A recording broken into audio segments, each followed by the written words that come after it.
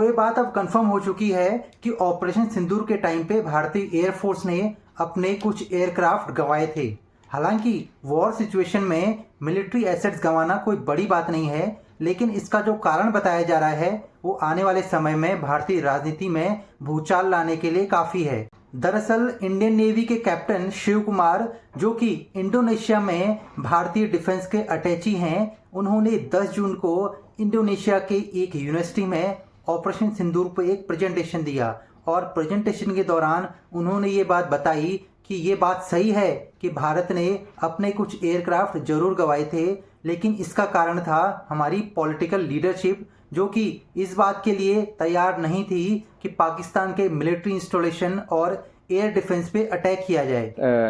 As brought out by Bapa Tommy Tomtomo that India lost lot of aircrafts. I may not agree with him that India lost so many aircrafts, but I do agree that we did lose some aircraft, and that happened only because of the constraint given by the political leadership to not attack the military establishment or their air defenses. But after the loss, we changed our tactics and we went for the military installations. So we first achieved separation of enemy air defense and destruction of enemy air defense, and then that's why all our attacks then could easily go through using surface to air missiles, BrahMos,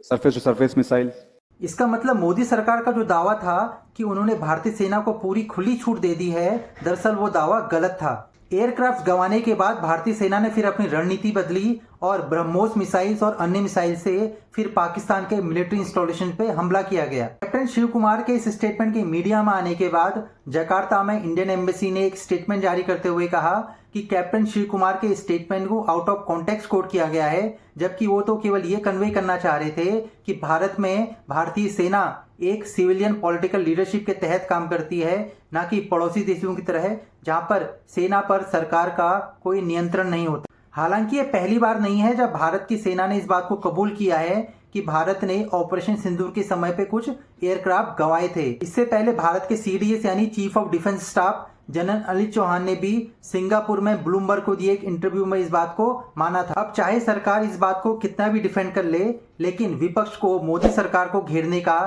एक और मौका जरूर मिल गया है।